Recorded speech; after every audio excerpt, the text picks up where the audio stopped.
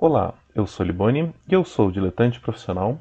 Hoje eu quero falar sobre Bill Watterson. Eu vou fazer uma análise da arte e da pessoa que ele era.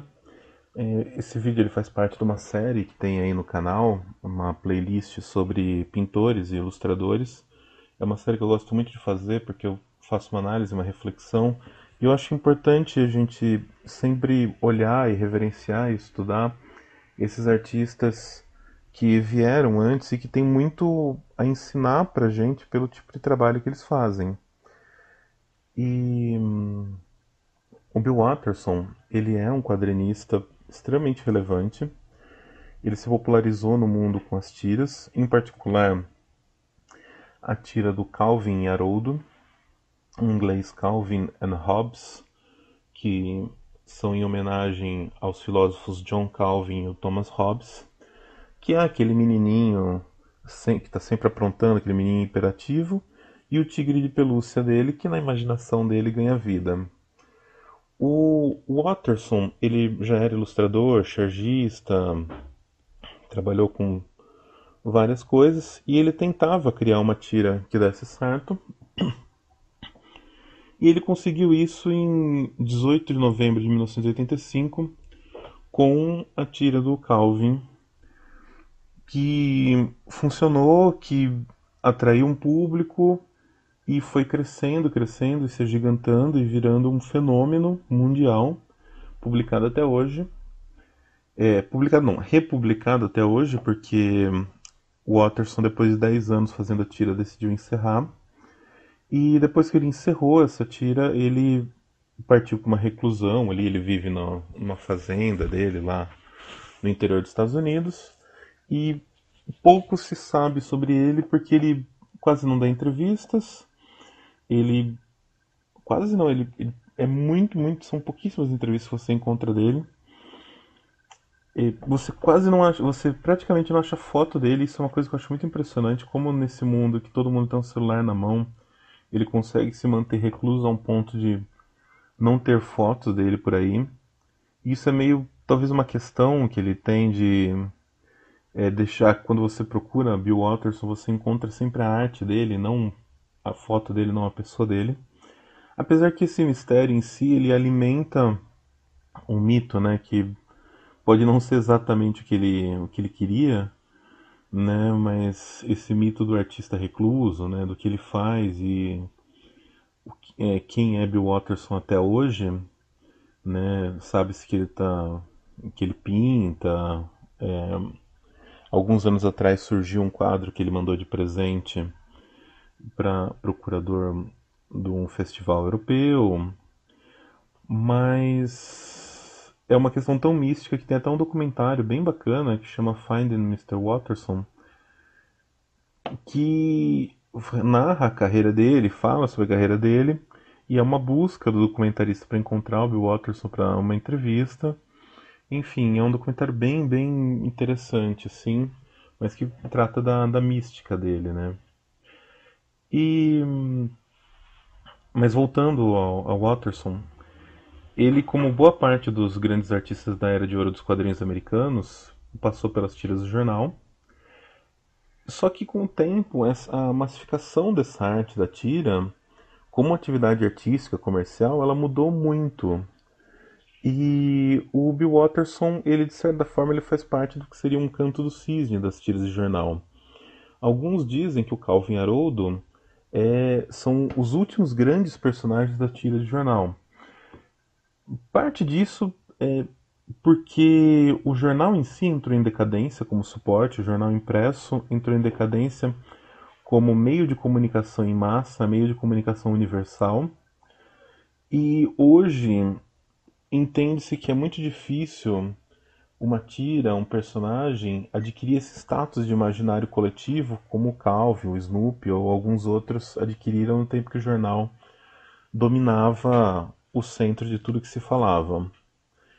Não que a tira em si tenha morrido, porque a tira é um gênero que ela só evolui, né? Ela só progride e a internet deu um bom espaço para as tiras. A tira ela funciona muito na internet, até em aplicativos como Instagram, mas você não consegue ter esse alcance unânime como o Watterson teve, né?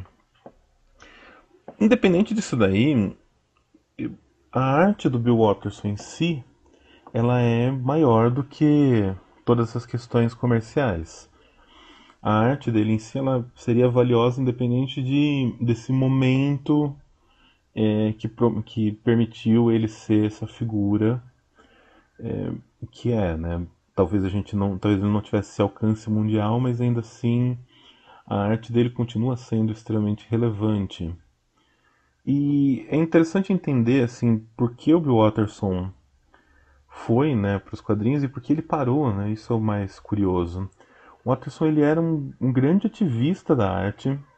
Ele defendia muito a valorização da classe. Você encontra algumas charges dele falando com críticas pesadas contra a sindicalização das tiras. Quando eu falo sindicalização, nos Estados Unidos você tem um fenômeno, assim, a grosso modo, são os syndicates, que o artista se filiava a esse syndicate fazia a distribuição do material dele para os jornais. E o Watterson tinha uma crítica muito séria à forma como os syndicates eram grupos gananciosos e muito focados em dinheiro. Tanto que os artistas que faziam isso, os artistas da geração dele. Então, o Watterson ele era um radical da arte e isso, inclusive, depois eu vou retomar isso, afeta a forma como ele passa a pensar o quadrinho e a tira e talvez em algum nível que a gente não saiba e nunca vai saber, tenha afetado o fato dele decidir parar. São basicamente a principal fonte de renda dele, né? E ele vive exclusivamente da republicação dos livros, da republicação dessas tiras. Ele vive exclusivamente do direito autoral das artes dele, o que é muito interessante. Existe uma estimativa que essa decisão dele de não licenciar, estimativa não, né? Porque é meio um chute quase, né? Essa decisão dele de não licenciar os personagens gerou uma, entre aspas, perda para ele na casa de dezenas de milhões de dólares que ele poderia ter ganho com merchandise e outras mídias. E os de milhões, porque ele recebe uma comissão em cima de tudo que esses artistas ganham. Então, a gente nota que ele é um cara que abriu mão de virar um milionário muito, muito, muito rico por causa de uma integridade artística. Isso não é uma coisa a se desprezar, né? É muito interessante, assim. E mas sobre a arte do Bill Watterson em si, assim, ele é um cara muito peculiar. Ele tem aquele traço do cartoon que você vai achar antes dele e você vai achar depois dele, daí talvez já influenciado por ele. Aquela coisa da linha fina, aquela coisa do desenho limpo, das poucas linhas, do traço muito, muito preciso, as poucas achuras.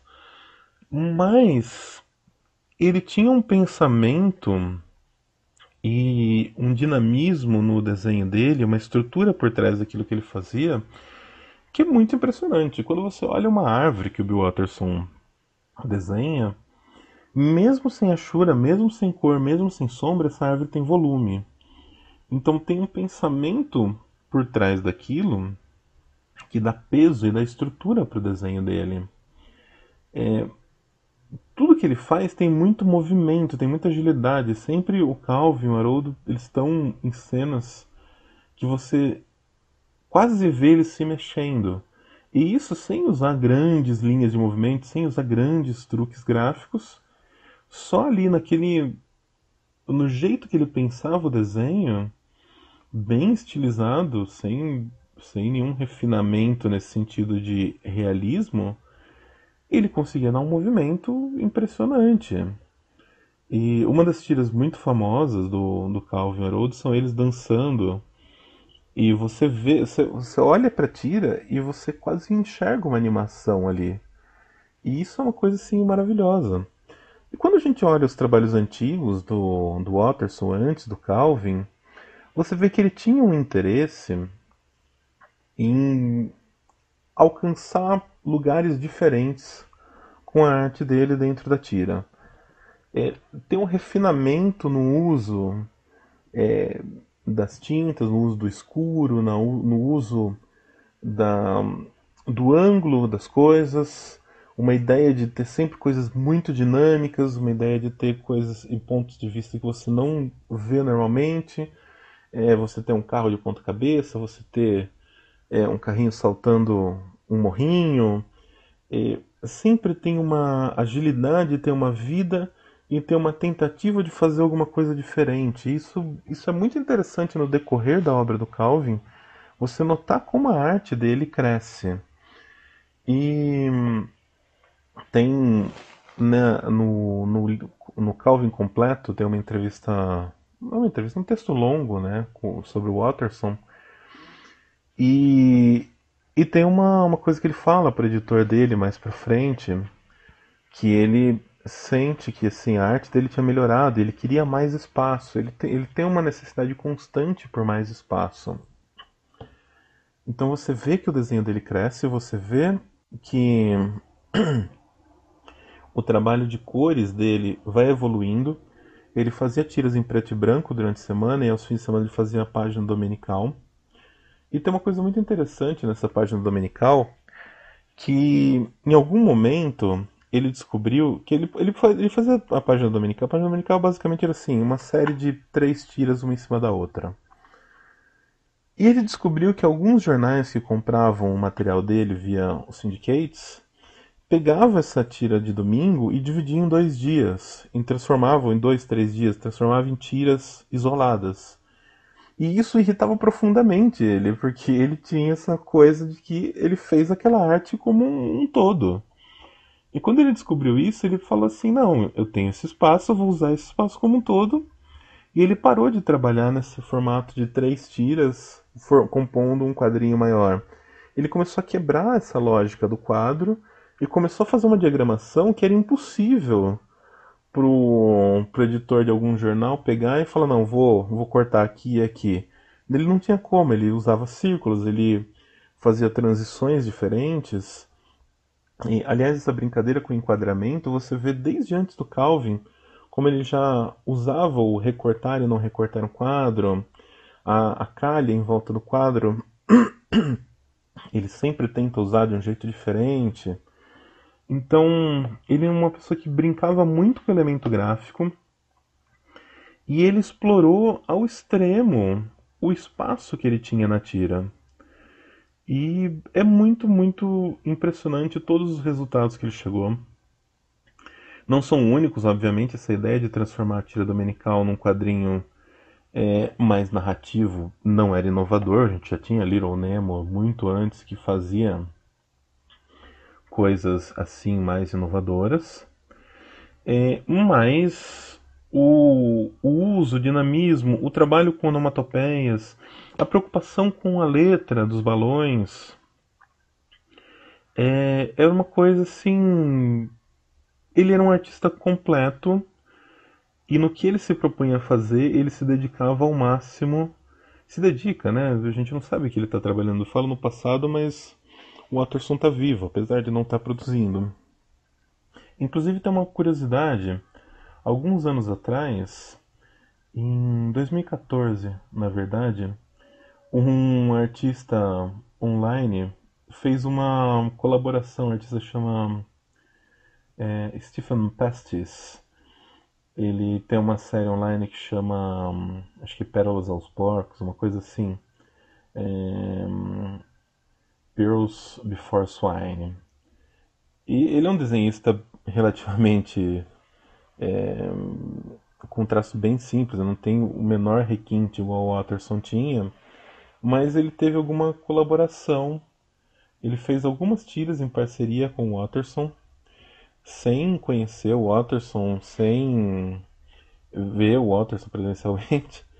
Eles fizeram essas colaborações onde uma personagem da tira desse autor, que é uma menininha de 5 anos, começa a desenhar a tira e desenha muito melhor do que o autor sempre desenhou. E o acordo do Watterson com ele era que assim, ele ia publicar aquelas tiras e só ia revelar depois que tivesse terminado de publicar, que foi o Watterson quem fez. Mas já no decorrer da publicação já começou a surgir rumores, porque o traço era muito característico e muito peculiar, assim. Então, o Watterson, ele, eventualmente, ele faz essas aparições, né? Mas um trabalho em si complexo, de novo, assim, a gente vê, sei lá, uma exposição com os quadros que ele tem feito, ou a gente vê uma graphic novel, um quadrinho que ele tenha feito. Eu não sei se a gente vai ver, se na morte dele ele deixou alguma coisa para ser publicado, é difícil saber. Mas o fato é que, assim, tem muito a se aprender com o Watterson. Toda a tira dele é uma aula de desenho, é uma aula de simplicidade, é uma aula de arte final, é uma aula de comprometimento à narrativa e ao espaço. E tanto que quando ele encerra a tira, ele escreve lá uma carta, né, de encerramento, e um trechinho da carta ele fala o seguinte: e acredito que fiz o que podia dentro das restrições dos prazos diários e das limitações dos quadros pequenos. Estou ansioso para trabalhar em um ritmo mais contemplativo e com menos comprometimentos artísticos. Então, essa questão do trabalho, do ritmo da produção da tira diária, da limitação do espaço, do fato dele fazer a tira grande e o jornal publicar pequenininho, eram coisas que irritavam ele profundamente, eram coisas que eram um problema para ele, assim, na sua integridade artística. E talvez ele já tinha conseguido ali uma sustentação financeira ali que lhe garantisse pro resto da vida. Ele provavelmente é uma pessoa muito simples. Então ele decidiu encerrar e viver uma vida aí de auto-melhora. E é interessante que assim, o Calvin, por 10 anos, ele é uma trajetória do crescimento artístico do Watterson. Você pode ver ele como uma tira de humor, você pode ver ele como uma tira maravilhosa, um negócio poético, um negócio inteligente. Mas assim como o Snoopy ele pode ser lido como uma autobiografia do Charles Schulz por muito tempo, o Calvin ele é uma declaração de amor à arte, ele é uma declaração de amor à evolução e ao estudo da arte. O Watterson, naquele traço simples, naquele traço cartunesco, que ele, sem abandonar o estilo do começo ao fim, mantendo o estilo dele, ele aprende a crescer dentro daquele espaço que ele tem, ele aprende a crescer dentro daquela limitação e criar e evoluir e dar nuances e dar entendimento, e dar dimensões que a gente nem pensava que era possível. Então é isso. Eu sou muito fã do Watterson, sou muito fã do Calvin. Eu tenho o Calvin completo em casa, eu volto e meio, eu reabro o livro e vou lendo. E eu recomendo, assim, ler o Calvin como um todo. É uma experiência, assim, fantástica. Você lê ele do começo ao fim, você vê o quanto ele é um cara dedicado à arte, o quanto ele investiu em repensar a tira e repensar o desenho, em repensar sombra, em repensar movimento, em repensar tudo. Elemento gráfico, letra, é impressionante. No Brasil, recentemente, a Conrad voltou a publicar Calvin. A editora, na verdade, nunca parou de publicar, sempre teve nas prateleiras aí várias edições. Faltam 2 volumes para o Calvin completo. Eles já vão lançar o 17 agora, já está em pré-venda, e daí o 18 vai encerrar o Calvin completo. Então, se você não tem a oportunidade, se você não lê inglês, não tem a oportunidade de comprar esse livro do Calvin completo em inglês, aproveita que a Conrad está com uma edição bem bacana, compra todos os volumes anteriores, compra esse novo e logo mais vai sair o 18 e esse pelo menos é garantido agora que vai fechar essa coleção da Conrad. Então é isso. Obrigado pela atenção, obrigado pela paciência e deixa seus comentários aí e até mais.